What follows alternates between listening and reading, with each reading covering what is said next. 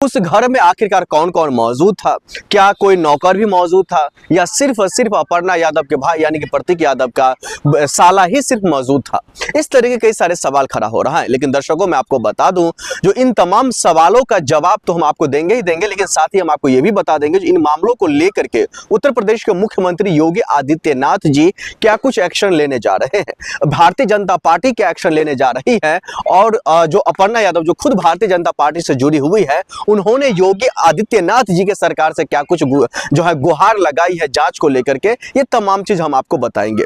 सबसे पहले हम आपको बता दें, जो कहा जा रहा है सिर्फ और सिर्फ प्रतीक यादव के मौत के पीछे सिर्फ अपर्णा यादव के भाई का ही नाम नहीं आ रहा है, उस पर ही नहीं सिर्फ शक जाहिर किया जा रहा है, बल्कि कई सारे लोगों का नाम सामने निकल करके आ रहा है। हम सब ने देखा था जिस दिन प्रतीक यादव की मौत हुई थी, उस सुबह में प्रतीक यादव के जो साथी थे उन्होंने काफी स्तर पर खुलासा किया था। उन्होंने साफ साफ जाहिर किया था जो प्रतीक यादव न तो कोई किसी तरीके का कोई नशा करता था, न प्रतीक यादव किसी तरीके से वो बीमार से वो ग्रस्त थे, न प्रतीक यादव के शरीर पर या किसी से मारपीट का चोट लगा था। लेकिन अब ये तमाम चीजें पोस्टमार्टम रिपोर्ट में तो आई है। उनकी गंभीर बीमारी को लेकर के सवाल खड़ा हो रहा है, उन पर लगे चोटों को लेकर गंभीर सवाल हो रहा है, और जो उठा करके प्रतीक यादव को हॉस्पिटल पहुंचाया है उस पर भी शक जाहिर हो रहा है। क्योंकि कहा जा रहा है जो आखिरकार पहले 2 घंटा लेट क्यों हुआ, सबसे पहला सवाल। दूसरा सवाल, अगर लेट हुआ ही तो फिर सरकारी हॉस्पिटल में ही क्यों गया। और तीसरी सबसे बड़ी सवाल ये निकल कर आ रहा है, जो मौत जब हुई थी तो उनके परिवार यानी कि अखिलेश यादव को इस बात की जानकारी क्यों नहीं दी गई थी, उस वक्त क्यों नहीं दी गई थी जिस वक्त हॉस्पिटल ले जाया गया था। इस तरीके के कई सारे सवाल जो है सोशल मीडिया पर खड़ा हो रहा है। लेकिन वही हम आपको बता दें इन तमाम बातों में सच्चाई क्या है। अगर प्रतीक यादव का साला का इसमें हाथ है तो ये जांच का विषय है। अगर प्रतीक यादव के जो पोस्टमार्टम रिपोर्ट पर तमाम लोगों को जो शक हो रहा है, तो क्या फिर से पोस्टमार्टम रिपोर्ट होंगे, इस बात को लेकर के भी कई तरीके की बातें निकल करके आ रही है।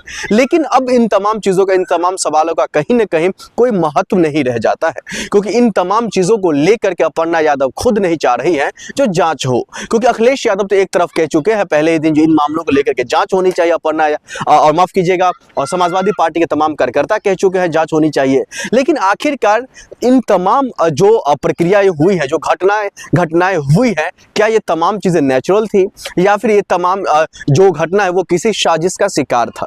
क्या प्रतीक यादव साजिश का शिकार हुए हैं, क्या प्रतीक यादव का कोई ऐसा दुश्मन जो इन तमाम चीजों में पहले से ही जो है पूरी तरीके से प्लान की तरह से उनको जो है इस घटना में शामिल करके इस घटना का शिकार बनाया गया है। इस तरीके के सारे सवाल खड़ा हो रहा है। लेकिन कहा जा रहा है इन तमाम मामलों को लेकर के योगी आदित्यनाथ जी हो या फिर उत्तर प्रदेश की सरकार छानबीन करने की कोशिश कर रही है, जो आखिरकार सच क्या है और झूठ क्या है। क्योंकि आरोप और प्रत्यारोप का सिलसिला हम सब देख रहे हैं, जो राजनीति स्तर पर ही नहीं बल्कि जो राजनीति में कोई इंसान है और उनके परिवार में भी कोई घटना हो जाती है तो शक करना जाहिर सी बात है, तमाम लोग शक करते हैं, सबकी अपनी अपनी मेंटेलिटी होती है। लेकिन अब ये तमाम चीजें दूर उसी वक्त हो सकता है जब योगी आदित्यनाथ जी खुद इन तमाम मामलों को लेकर के जांच करें। क्या वो आरोपी पकड़े गए जिन्होंने फिरौती मांगा था? क्या वो आरोपी पकड़े गए जो प्रतीक यादव पर 4 करोड़ रुपया का फिरौती मांगने के साथ साथ उस पर पॉक्सो एक्ट में फंसाने की साजिश रचा गया था? क्या वो आरोपी पकड़े गए जो प्रतीक यादव के तमाम इस घटना में शामिल है?